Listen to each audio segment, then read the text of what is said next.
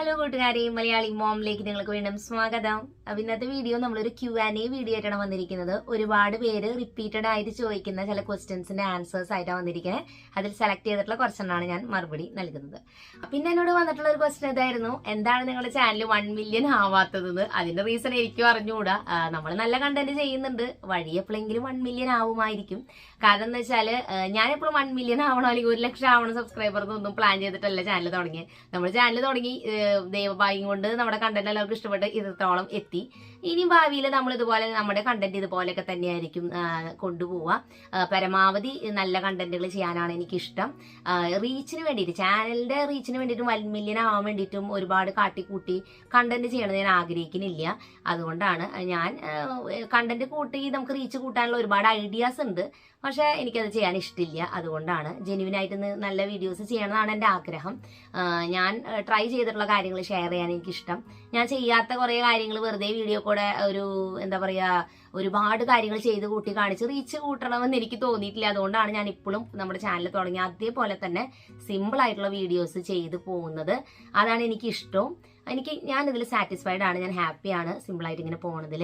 അപ്പോൾ നിങ്ങൾക്കും ഇങ്ങനത്തെ കണ്ടന്റ് ഇഷ്ടപ്പെടുമെന്ന് ഞാൻ വിചാരിക്കുന്നു. ക്വസ്റ്റ്യൻ ഒരുപാട് സ്റ്റുഡൻസ് ചോദിച്ചൊരു ക്വസ്റ്റ്യൻ ആണ്, എന്താണ് ഇപ്പോൾ കിഡ്സിന്റെ വീഡിയോ, കുട്ടികളുടെ വീഡിയോ അധികം ചെയ്യാത്തതെന്ന്.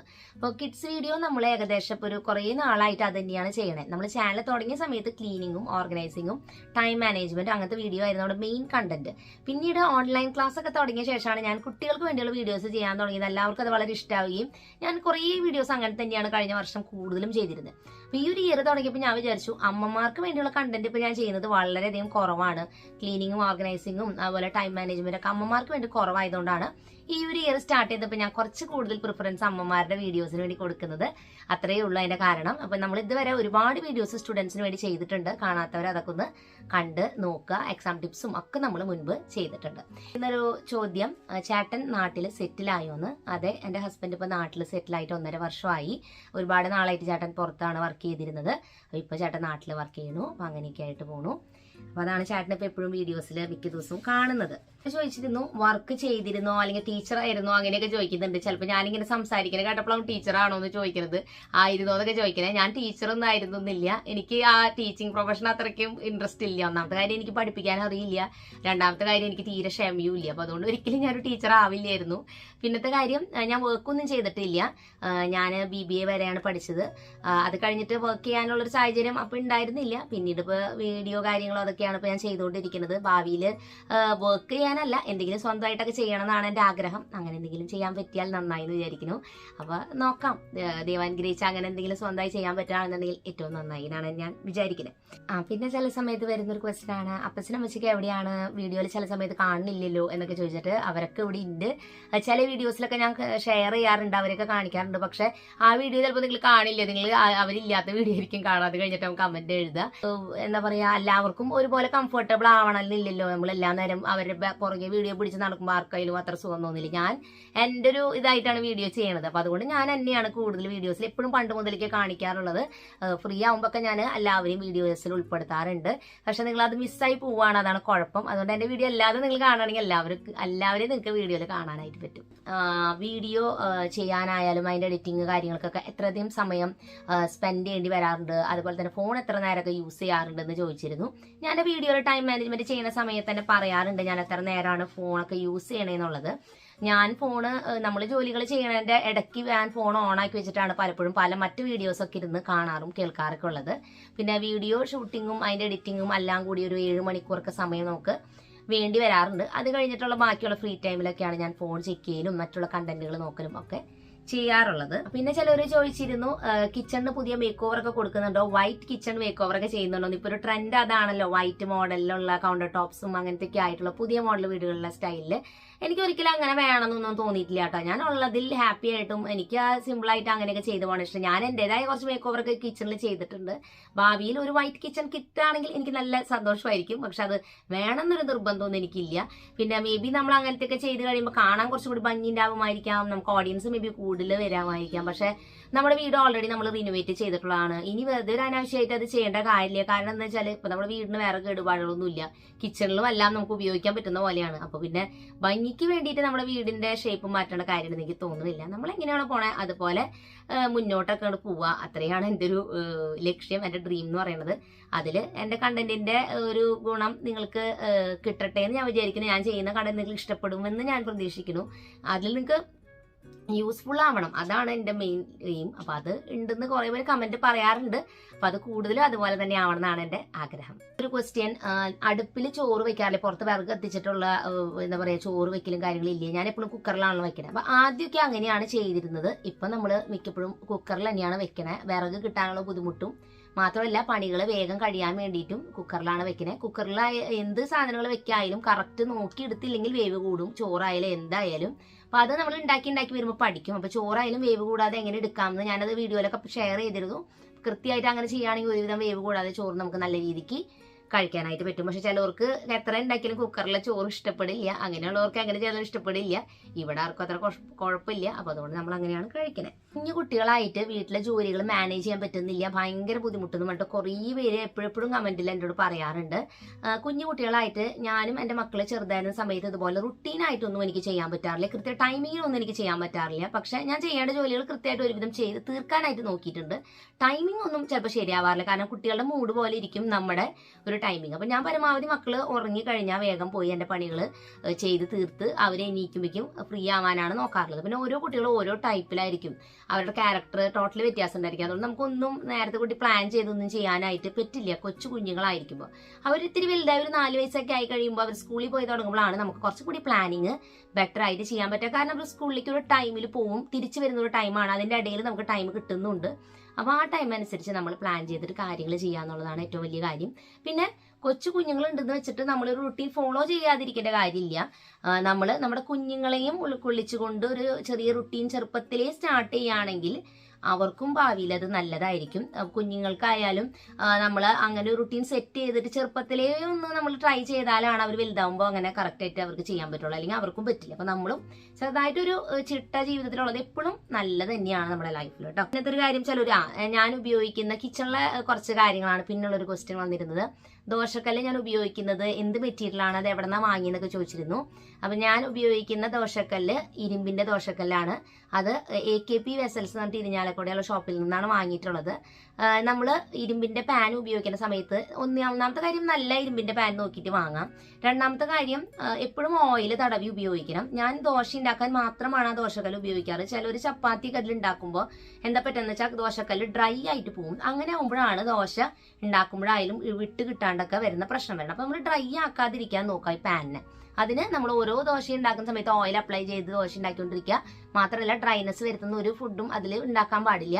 പിന്നെ ഡ്രൈനെസ് ആ ഒരു പാനിന് വരാണെങ്കിൽ അതിൽ നമ്മൾ ഒരു കോഴിമുട്ട പൊരിച്ചെടുക്കുകയാണെങ്കിൽ കുറച്ചും കൂടി വേഗം അതിന്റെ ഡ്രൈനെസ് മാറും. 1-2 തവണ അങ്ങനെ ചെയ്ത് വരുമ്പോൾ പാൻ കുറച്ചും കൂടി ബെറ്റർ ആയിട്ട് ശരിയായിട്ട് കിട്ടാറുണ്ട്. ചോദ്യം വന്നിരിക്കുന്നത് ഗാർഡനിങ് ഇഷ്ടമല്ലേ, എന്താണ് അധികം അങ്ങനത്തെ കാര്യങ്ങളൊന്നും വീഡിയോയിൽ ഷെയർ ചെയ്യാത്തത്.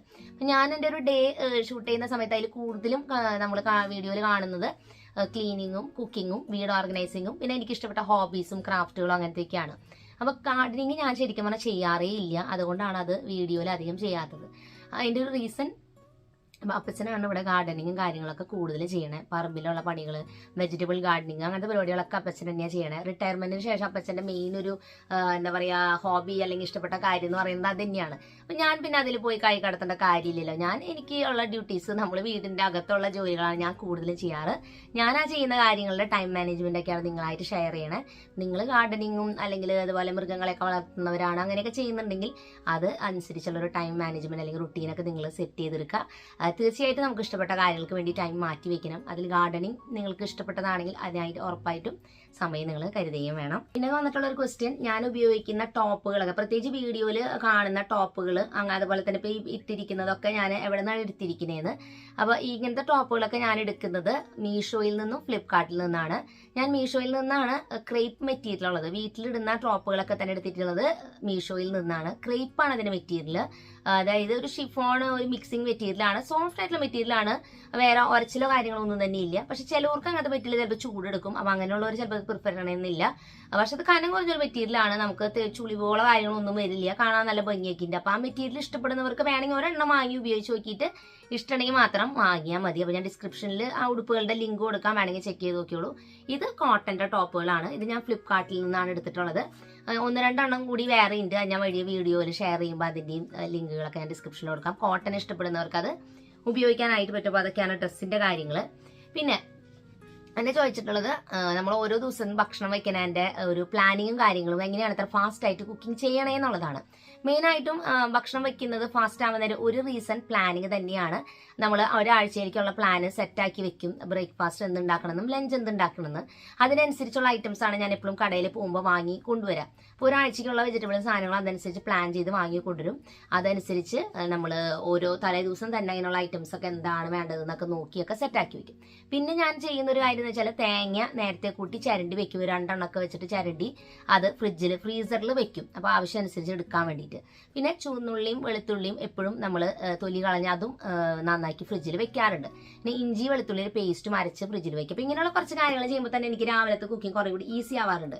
ചിലവർ വെജിറ്റബിൾസ് ഒക്കെ കട്ട് ചെയ്ത് തലേദിവസം വെക്കുന്നവരുണ്ട്. ഞാൻ അങ്ങനെ ചെയ്യാറില്ല, കാരണം ഞാൻ പുറത്തേക്ക് ജോലിക്കൊന്നും പോണില്ല. ഫ്രഷ് ആയിട്ട് കട്ട് ചെയ്തിട്ടാണ് ചെയ്യാറുള്ളത്. മീനൊക്കെ നന്നാക്കുന്ന സമയത്ത് തലേദിവസം നന്നാക്കി വെക്കാറുണ്ട്. അല്ലെങ്കിൽ ചിക്കൻ ആയാലും ഒക്കെ തലേദിവസം നന്നാക്കി മാരിനേറ്റ് ഒക്കെ ചെയ്ത് വെക്കും. ആ ദിവസം രാവിലെ അത് ചെയ്യാൻ എളുപ്പമായിരിക്കും. അതാണ് കുക്കിംഗ് ഫാസ്റ്റ് ആക്കാനുള്ള എൻ്റെ കുറച്ച് മാർഗ്ഗങ്ങൾ. പിന്നെ കുക്കിംഗ് ചെയ്യുന്ന സമയത്ത് കുറേ ആലോചിച്ചൊന്നും കൂട്ടി നിൽക്കാറില്ല. പെട്ടെന്ന് കാര്യങ്ങൾ ചെയ്ത് മുന്നോട്ട് പോകും. ആ നേരത്ത് ഫോണും ചെക്ക് ചെയ്യാറില്ല. അത് കഴിഞ്ഞിട്ട് ഫോൺ നോക്കും, അല്ലെങ്കിൽ ഞാൻ എന്തെങ്കിലും പ്ലേ ചെയ്ത് വെക്കും ഫോണിൽ, അത്രേ ഉള്ളൂ. അല്ലാതെ ഫോൺ നോക്കി നിന്നിട്ടുള്ള കുക്കിംഗ് ചെയ്യലില്ല. പിന്നെ വന്നിട്ടുള്ള ഒരു ക്വസ്റ്റ്യൻ ആണ്, രാവിലെ എങ്ങനെ നേരത്തെ എഴുന്നേക്കാം എന്നുള്ളത്. രാവിലെ നേരത്തെ എഴുന്നേക്കാൻ പ്രത്യേകിച്ച് ട്രിക്കൊന്നും ഇല്ല. നമുക്ക് എന്തെങ്കിലും ഒരു റീസൺ ഉണ്ടെങ്കിൽ മാത്രമേ നമുക്ക് രാവിലെ എഴുന്നേക്കാൻ തോന്നുള്ളൂ. അപ്പൊ നമുക്ക് വളരെ എക്സൈറ്റഡ് ആയിട്ട് ഒരു ടൂറൊക്കെ പോകണമെന്ന്, നാളെ നമുക്കൊരു ട്രിപ്പ് പോകണം എന്ന് പറയുകയാണെങ്കിൽ നമ്മൾ വേഗം എഴുന്നേക്കൂല. അതെങ്ങനെ നമ്മൾ എണീക്കുന്നത് നമ്മുടെ മൈൻഡാണല്ല. അപ്പൊ അടുത്ത ദിവസം നമുക്ക് എഴുന്നേൽക്കുമ്പോൾ എന്തെങ്കിലും ഒരു കാര്യം എന്തായാലും ചെയ്യണമെന്നുണ്ടെങ്കിൽ നമുക്ക് തനിയെ എണീക്കും. അതങ്ങനെയാണ്. അതല്ലെങ്കിൽ നമുക്ക് രാവിലെ തന്നെ നേരത്തെ പോയ ഒരു ഇന്റർവ്യൂ അറ്റൻഡ് ചെയ്യണം, അങ്ങനെയൊക്കെ വരുമ്പോൾ നമ്മൾ തനിയെ എണീക്കുന്നില്ലേ. അതേപോലെ നമ്മുടെ ലൈഫിൽ ഓരോ ദിവസവും നമ്മൾ ചെയ്യേണ്ട കാര്യങ്ങൾ അങ്ങനെ ഒരു ഫീല് നമുക്ക് ഉണ്ടെങ്കിൽ നമ്മൾ വേഗം എഴുന്നേക്കും. അപ്പൊ എന്റെ മനസ്സിലുള്ള ഒരു ഇതെന്ന് വെച്ചാൽ, എന്റെ മക്കൾ ടൈമിന് ക്ലാസ്സിൽ പോകണം, എന്റെ ജോലികൾ കൃത്യമായിട്ട് ഒരു 8 മണിക്ക് മുൻപ് എല്ലാം തീർക്കണം എന്നുള്ളൊരു എന്താ പറയുക ഡിസിഷൻ നമ്മൾ എടുക്കുകയാണെങ്കിൽ നമുക്ക് രാവിലെ നേരത്തെ എഴുന്നേക്കാൻ പറ്റും. ഇപ്പോഴാണെങ്കിൽ ഞാൻ വീഡിയോ കൂടി ചെയ്യണാലും എന്റെ മനസ്സിലുണ്ട്, ഞാനൊരു 4:45 എഴുന്നേറ്റ് സ്റ്റാർട്ട് ചെയ്താലാണ് 5 AM റുട്ടീൻ എനിക്ക് ചെയ്യാനായിട്ട് പറ്റുള്ളൂ. അപ്പൊ അങ്ങനെ ഒരു സ്ട്രോങ് റീസൺ ഉണ്ടെങ്കിൽ നമ്മൾ തനിയെ എണീക്കും, അത്രയേ ഉള്ളൂ. അപ്പോൾ എന്താണ് നമ്മുടെ ആ ഒരു സ്ട്രോങ് റീസൺ നമ്മൾ കണ്ടുപിടിക്കുക. നമ്മൾ ഉത്തരവാദിത്തോടു കൂടി എഴുന്നേക്കുക, മടി പിടിക്കാതെ ഇരുന്ന് കഴിഞ്ഞാൽ നമുക്ക് ലൈഫിൽ സക്സസ്ഫുൾ ആവാൻ പറ്റും. അപ്പോൾ മടി മാറ്റി വെച്ച് നേരത്തെ എഴുന്നേക്കാൻ നോക്കിയാൽ അത്രയും നന്നായി നമ്മുടെ ലൈഫിൽ അത് വളരെയേറെ ഗുണം ചെയ്യുള്ളൂ. പിന്നെ ഞാൻ കിച്ചണിൽ ഉപയോഗിക്കുന്ന ഒരു മോപ്പ്, ഞാൻ എപ്പോഴും ഇങ്ങനെ ഒരു ഫ്ലാറ്റ് മോപ്പ്, ഒരു പരന്നിട്ടുള്ള ഒരു മോപ്പ് എപ്പോഴും കാണിക്കാറുണ്ട് വീഡിയോയിൽ. അതെങ്ങനെയുണ്ട്, നല്ലതാണോ, അതിന്റെ ലിങ്ക് ഡിസ്ക്രിപ്ഷനിൽ കൊടുക്കുമെന്നൊക്കെ ചോദിച്ചിരുന്നു. അതിന്റെ കൊടുക്കാത്തതിന്റെ ഒരു മെയിൻ റീസൺ എന്ന് വെച്ചാൽ ആ മോപ്പ് കുഴപ്പമില്ല എന്നുള്ളൂ. ആ മോപ്പ് നല്ലതാ, പക്ഷെ അതിന്റെ കൂടുതൽ ബക്കറ്റ് കിട്ടിയിരുന്നു, അത് വളരെ മോശമായിരുന്നു. എന്തെന്ന് വെച്ചാൽ അത് ഭയങ്കര വെയിറ്റ് കുറവായതുകൊണ്ട് നമ്മൾ അതിൽ വെള്ളം ഒഴിച്ചിട്ട് മോപ്പിൽ മുക്കി കഴിയുമ്പോൾ ആ ബക്കറ്റ് തട്ടി മറിഞ്ഞ് വീഴും. അപ്പൊ അങ്ങനെ വന്നപ്പോൾ ചേട്ടൻ അതിൽ കുറച്ച് റിപ്പയർ പരിപാടികളൊക്കെ ചെയ്തിട്ടാണ് നമ്മൾ ആ മോപ്പ് ഉപയോഗിക്കുന്നത്. അതുകൊണ്ട് അങ്ങനെയുള്ള ഒരു മോപ്പ് എനിക്ക് എങ്ങനെ നിങ്ങളെ സജസ്റ്റ് ചെയ്യാൻ പറ്റുക, അതുകൊണ്ടാണ് ഞാനത് സജസ്റ്റ് ചെയ്യാതിരുന്നത്. പക്ഷെ അതിന്റെ ഒരു വേറൊരു മോഡല് വരുന്നുണ്ട് കുറച്ചുകൂടി നല്ലത്. ആ ഒരു മോപ്പിന്റെ ലിങ്ക് ഞാൻ ഡിസ്ക്രിപ്ഷനിൽ കൊടുക്കാം. അപ്പൊ അതൊന്ന് ചെക്ക് ചെയ്ത് നോക്കിയിട്ട് റിവ്യൂ നോക്കി നല്ലതാണെങ്കിൽ മാത്രം നിങ്ങൾ വാങ്ങിയാൽ മതി. അപ്പൊ അതുകൊണ്ടാണ് ഞാൻ ആ മോപ്പ്, ഒരുപാട് പേര് എപ്പോഴും ചോദിക്കുന്നുണ്ടെങ്കിലും അതിന്റെ ലിങ്ക് ഞാൻ കൊടുക്കാത്തതിന്റെ റീസൺ ഇതുകൊണ്ടാണ്. അത്രയും എനിക്ക് നന്നായിട്ട് തോന്നുന്നില്ല, അതുകൊണ്ടാണ്. നല്ലതായിട്ടുള്ള ഏത് പ്രൊഡക്റ്റിന്റെയും ലിങ്കുകൾ ഞാൻ ഡിസ്ക്രിപ്ഷനിൽ എപ്പോഴും കൊടുക്കും. ഞാൻ ഉപയോഗിച്ച് എനിക്ക് സാറ്റിസ്ഫൈഡ് ഉള്ളത് മാത്രമാണ് ഞാൻ എപ്പോഴും ഷെയർ ചെയ്യാറുള്ളത്. ഇതൊക്കെയാണ് മെയിൻ ആയിട്ടും എനിക്ക് വരുന്ന കമന്റ്സിലുള്ള ക്വസ്റ്റ്യൻസ്. അപ്പൊ ഞാൻ എല്ലാത്തിനും ഒരുവിധം റിപ്ലൈ ചെയ്തിട്ടുണ്ട്. പിന്നെ എന്തെങ്കിലുമൊക്കെ വിട്ടുപോയിട്ടുണ്ടെങ്കിൽ ആ ക്വസ്റ്റ്യൻസിന് എന്തെങ്കിലും റീസൺ ഉണ്ടായിരിക്കും, അതുകൊണ്ടായിരിക്കും ഞാൻ മറുപടി നൽകാഞ്ഞത്. അപ്പൊ അതിൽ നിങ്ങൾ വിഷമം വിചാരിക്കരുത്. അപ്പോൾ ഇന്നത്തെ വീഡിയോ നിങ്ങൾക്ക് എല്ലാവർക്കും ഇഷ്ടപ്പെട്ടു എന്ന് വിചാരിക്കുന്നു. പുതിയൊരു നല്ല വീഡിയോ ആയിട്ട് വീണ്ടും നമ്മൾ വരുന്നതായിരിക്കും. അതുവരെയ്ക്കും എല്ലാ കൂട്ടുകാർക്കും bye bye and take care.